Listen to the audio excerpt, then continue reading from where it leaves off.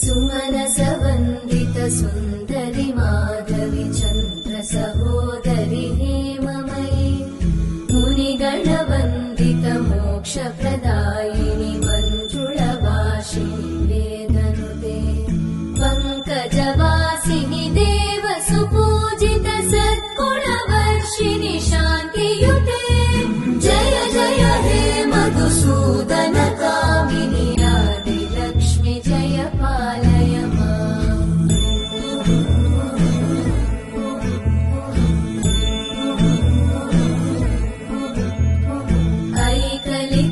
ऐकलिकल्मषनाशिनि